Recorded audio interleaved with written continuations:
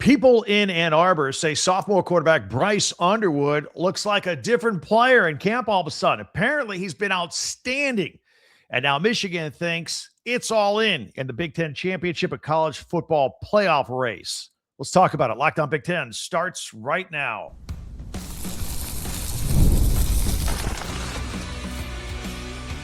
You are Locked On Big Ten, your daily podcast on the Big Ten Conference.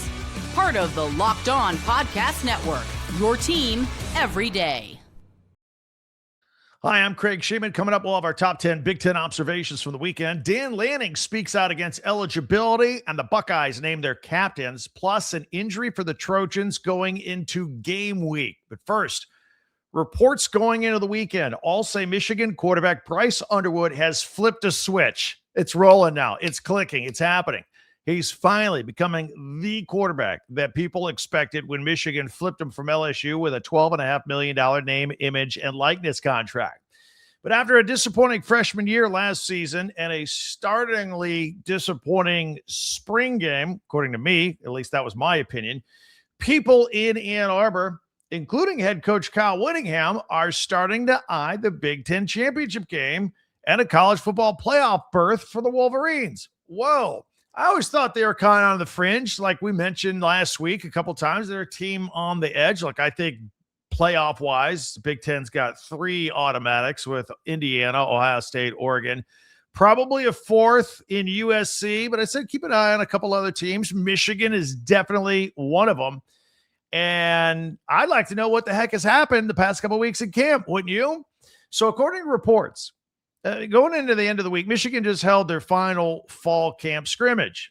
As we're switching gears now and we're getting closer. We're not quite there to game prep week, but we're getting close for the season opener against Western Michigan. That is on September 5th.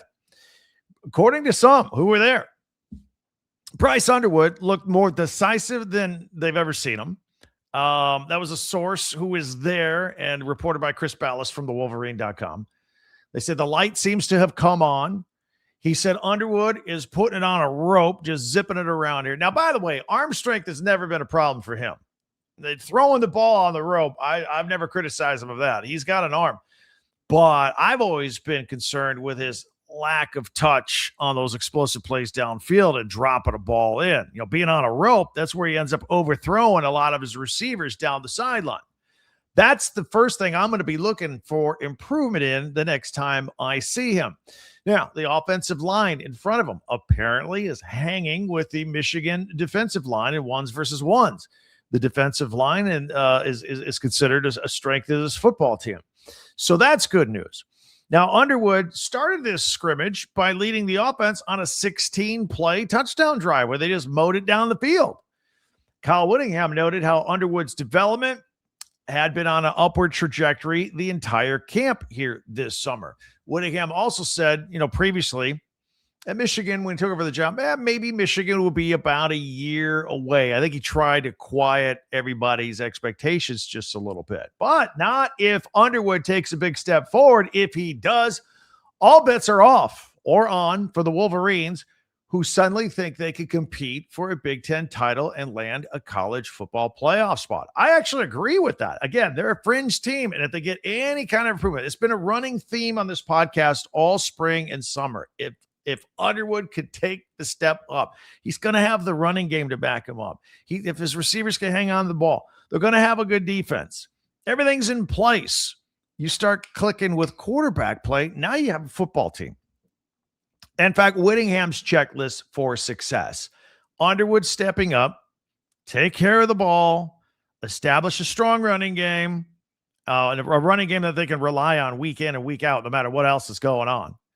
Play great defensively, and be one of the best special teams units in the conference. Now, in fairness, that's the same checklist every coach has every year for every game.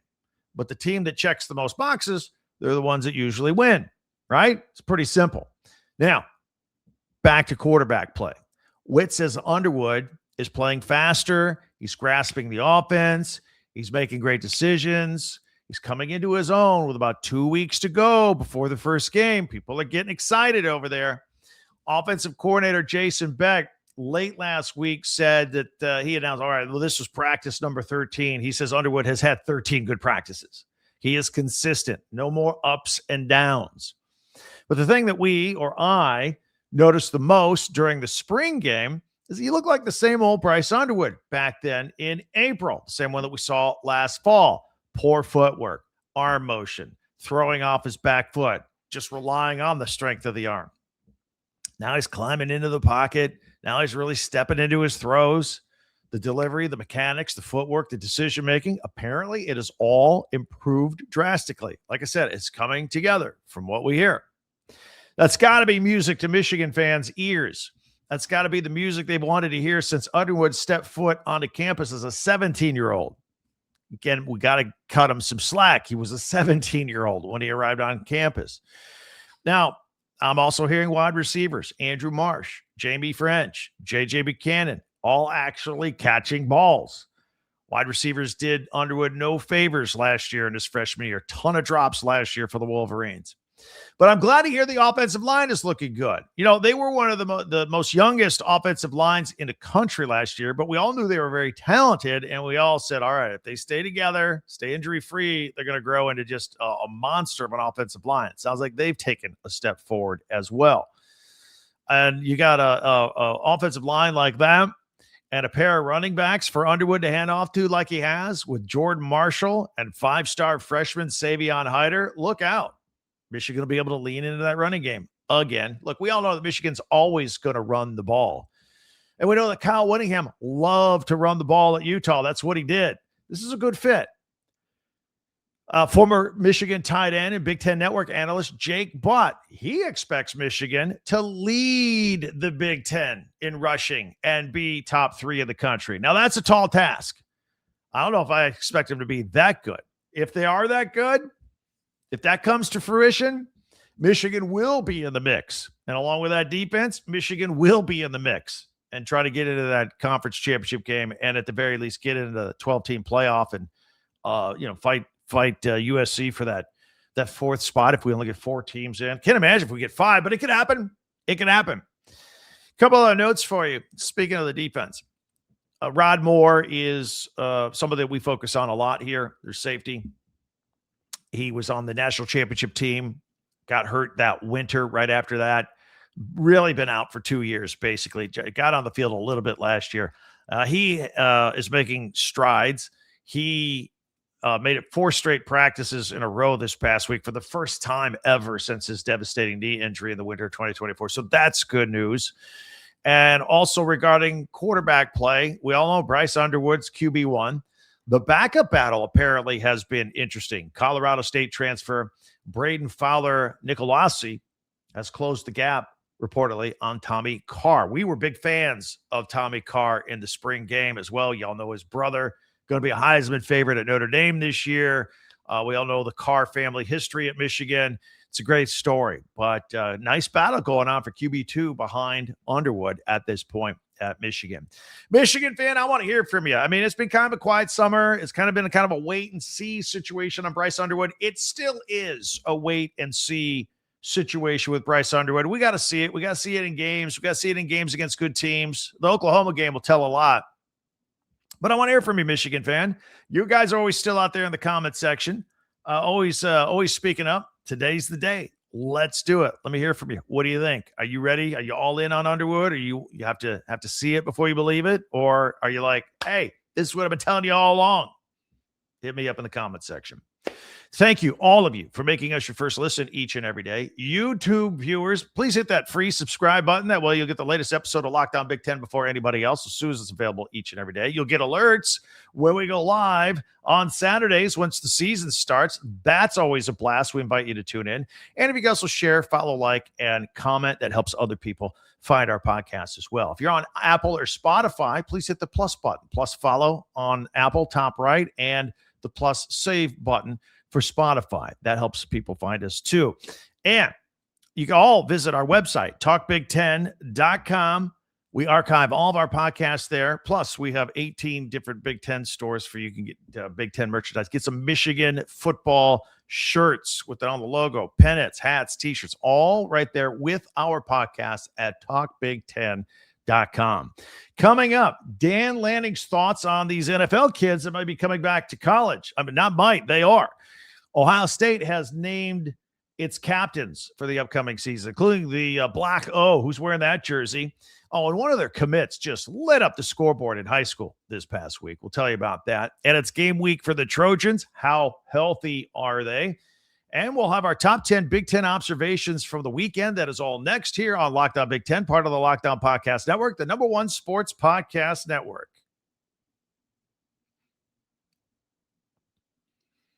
Let's talk about ODU. Running a business or an office should not feel like you're trying to connect a bunch of different systems that were never designed to work together. You know, there's an app for an accounting and another one for inventory and another one for sales. And somehow none of them talk to each other. So that bogs everybody down. This is where ODU comes in. ODU is an all-in-one business management software that brings every part of your business together in one powerful platform. From sales and accounting to inventory and marketing, everything works in one place, helping your team move faster, stay organized, focus on growing the business instead of managing software. Nobody wants to manage software unless that's like your direct job. Let ODU do all of this stuff. The best organizations know that success isn't about talent. It's about having everyone working toward the same goal. It's like a coach. ODU is like the coach trying to bring the team together to peak at just the right time in the office. So everybody can do their jobs to the best of their ability. So this is what your office absolutely has to have. It'll make everything run smooth. Everybody's job will be easier. Everybody will be able to perform their jobs at a higher level. Great organizations win because operations matter. And that's why you should get ODU. Try it for free today at odoo.com/lockedon. That's odoo.com/lockedon. odoo.com/lockedon.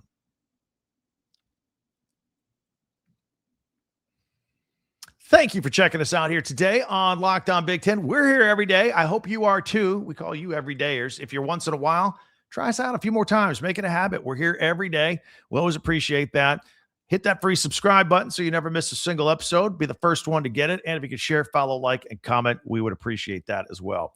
So everybody is keeping an eye on those players that were in the high school class of 2022 that fell through the cracks when the NCAA decided on its new rule where student athletes had 5 years to play 5 seasons of eligibility. Then a recent court ruling stated that those players could return to college football.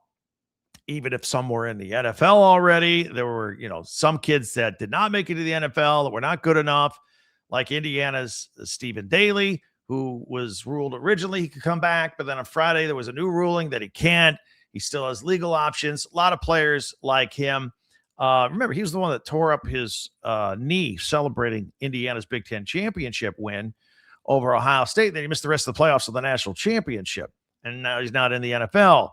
If he could come back and have another big year, I mean, it could be life-changing for him. Again, as of today, not eligible. Stay tuned. But there are other kids actually on NFL rosters fighting for jobs right now. And some of them are like, well, maybe they don't want to get an NFL job. They can make more money in college and they want to go back to college, or they're expecting to be cut and want to go back to college right on the eve of the new season.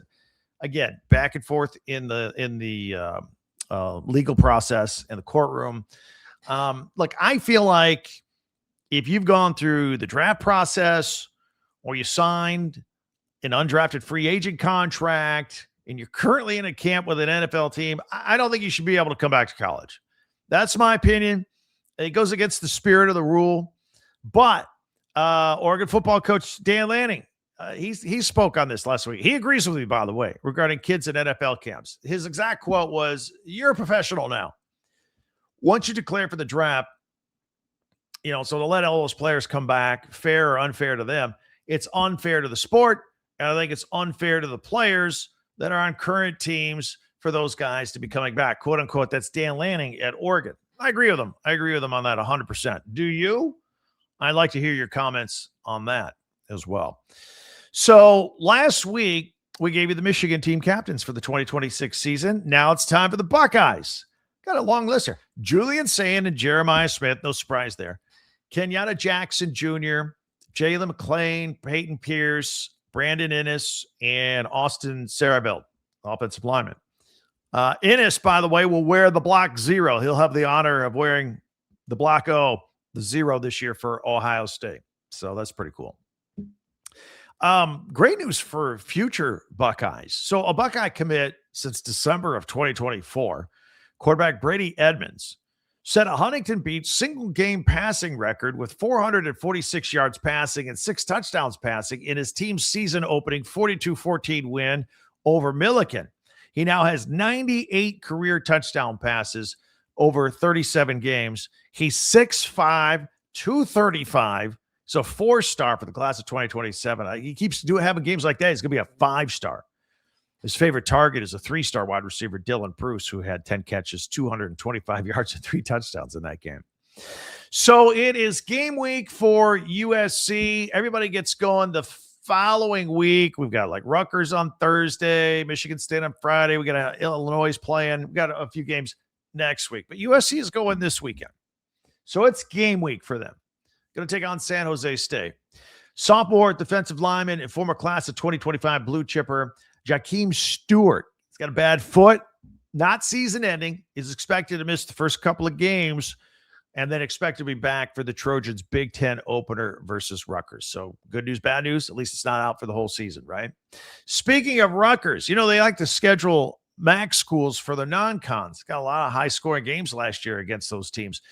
So they just added Akron to the 2031 schedule. They're going to pay them $1.5 million and a guarantee to have them come out there to Piscataway and play in that game. Michigan State just landed a scheduled unofficial visit from a highly rated in-state offensive lineman, Aiden Pilgrim. And he'll be in East Lansing on September 26th for the Spartans game against Nebraska. He's big, 6'4", 275. He is from Davison High School in Michigan. Some have him ranked as the 3rd best offensive lineman in the state of Michigan for the class of 2029 now. We're talking about 2029 now. It's unbelievable how we're going to be talking about 2030 pretty soon. Staying with Michigan State, we've had a lot of updates with Tom Izzo and the basketball team. They didn't make the cut on an official visit from an elite wing player that they were hoping to land. It's a player we have discussed here before in this segment. 6'7", small forward, Asa Montgomery, top 30 player in the country. He received an offer from the Spartans, but Montgomery just pared his list down to 8 teams, and the Spartans were not on it. In fact, no Big Ten teams made his list. Duke, North Carolina, UConn, those schools did. But give you a little update with basketball. There's a lot of recruiting news going on. I know Michigan's playing some games now, getting ready for their some exhibition games, getting ready for their upcoming season to defend their title. A lot of stuff going on. I know we're very football centric here. We can't wait for football. It's game week for USC for football. Well, basketball is happening quietly behind the scenes as well. If you are new to us, we're here every day. Thank you for joining us. We think we are the most unique podcast out there in that we in addition to covering the Big Ten, we don't cover just one school. We cover all 18 schools, everything going on. We are football centric, a lot of basketball too. But we get around to covering everything here with all the news, analysis, and opinion on that news. That makes us unique as well. And then we also have features at the end of our podcast each and every day. That makes us unique. Nobody else does this. Every Monday, we do our top 10 Big Ten observations from the weekend. Tuesdays, we do Tuesday tweets from X. Wednesdays, we power rank. Thursdays, we look ahead to Big Ten Network scheduling and programming over the weekend and point out Big Ten classics. And soon we'll have live play-by-play action to tell you about. We're very excited about that. And we're also excited that our Friday pick segment will officially go back to being a pigskin pick segment with actual games. So we'll have a slate coming up on Friday as well. So we got a lot to do this week. And coming up, we'll have my top 10 Big Ten observations from the weekend. A lot of Big Ten alumni stuff in the NFL like we did last week. All that's coming up here in just a minute on Locked On Big Ten, part of the Locked On Podcast Network, the #1 sports podcast network.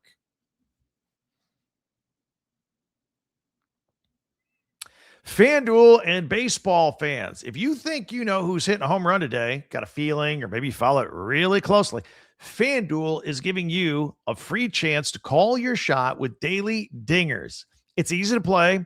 You just make your free pick for who you think will hit a home run in their game. If you're right, you'll receive a profit boost to use on your next bet for a chance at extra winnings. Best of all, you can make a free pick every day throughout the MLB season. It's called Daily Dingers. And it's another fun way to stay engaged with every day's games, whether you're following your favorite team or keeping an eye on matchups or your favorite player across the league. Every game has someone capable of going deep, and now is your chance to make your prediction before the first pitch. I've been keeping an eye on Junior Caminero of the Rays. They are at Detroit taking on the Tigers. I like Junior to hit one out versus Framber Valdez. That's tonight, Monday night, Rays and Tigers. Check it out, okay? You can do stuff like that. If you're ready to play, do it today.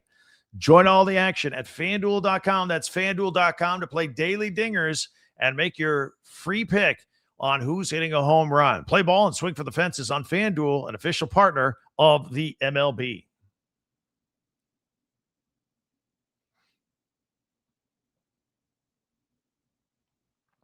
All right, thanks for checking us out here on Lockdown Big Ten. It is time now for our top 10 Big Ten observations, and I'm going to put this on screen.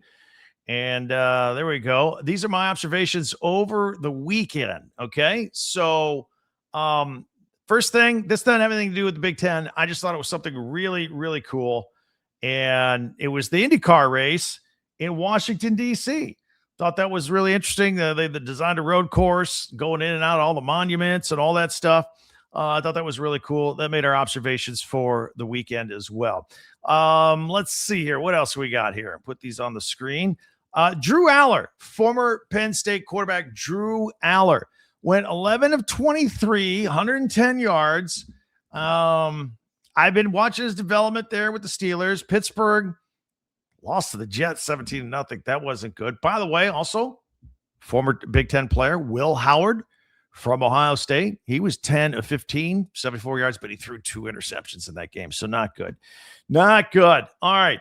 Katron Allen, Penn State, keeping an eye on him. He had 10 rushes for 30 yards in Washington, 17-13 loss to Detroit. Want to keep an eye on him, the workhorse. Also, Luke Altmaier, former Illinois quarterback, 9 of 13, 86 yards, got in that game he and Joshua Dobbs have been playing for the Lions, backing up Jared Goff in the Lions win over Washington. So I wanted to mention that one as well.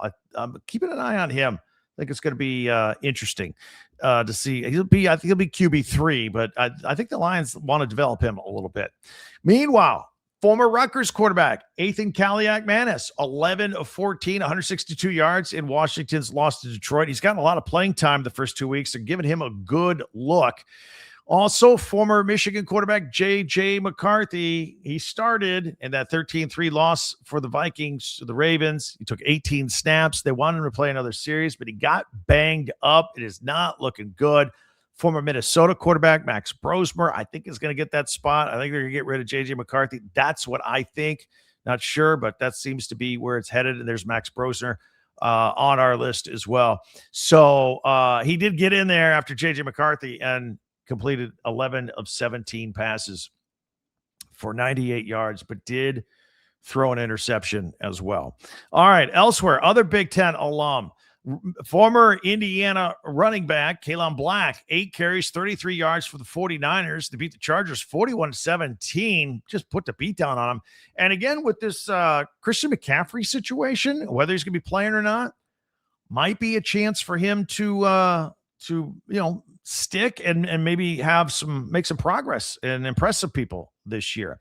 Another Indiana running back from last year, Roman Henby, who spent the majority of his career at Maryland, but was on Indiana's national championship team last year.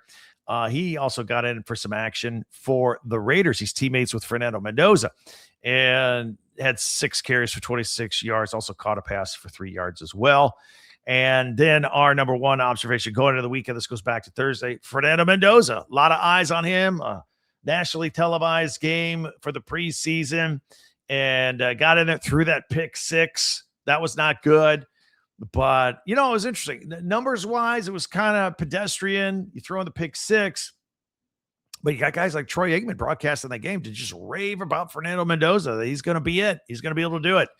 And the Raiders did fall behind in that game, but they came back and won and beat the Texans 22-20. We did see CJ Stroud, former Buckeye, came in for a little bit.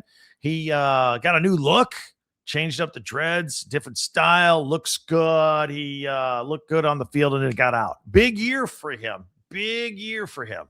So I know they picked up his 5th year on a contract, but he's looking for a long-term extension there with the Houston Texans. But nevertheless, those were my top 10 Big Ten observations from the weekend. What'd you think? Did I leave it? I know I left some off. I could have gone any number of direction on some of this stuff, but a lot of Big Ten alum out there playing in the NFL. Wanted to mention things I saw over the weekend. I mean, I could have mentioned a lot, like former Iowa running back Caleb Johnson had 10 carries over the week. I mean, just a lot of stuff. And we always root for those guys to keep doing what they do. Meanwhile, thank you for tuning in today to Locked On Big Ten. And we always appreciate you. Please hit that free subscribe button and follow Locked On Big Ten so you get all the latest episodes before anybody else. And reminders, alerts on Saturdays after the big games when we go live. If you're on Apple or Spotify, please hit that plus follow button or plus save button. That helps you. That helps other people find us. That's what we're in this for. We're also on Twitter at X at Talk Big Ten. Don't forget, tomorrow we'll have our Tuesday tweets. If you send me one right now, I'll get it on. I'll mention you. Go ahead and do that. We also have our website, talkbig10.com. All of our podcasts are archived there, and you can get school merchandise from your favorite Big Ten school as well. And a couple things coming up here. I'll tell you about our College 24/7 channel. Right now on video, we're going to send you to the first ever 24/7 YouTube channel on college sports. And on audio, we ask you to check out Locked On College Football with our friend Spencer McLaughlin for your second or third listen. Check out another edition of Locked On Big Ten. We would love to have you. We're here each and every day. It is game week. We are ready to go. Thank you for tuning in, and I can't wait till we talk again tomorrow. For Locked On Big Ten, I'm Craig Sheeman. See you next time.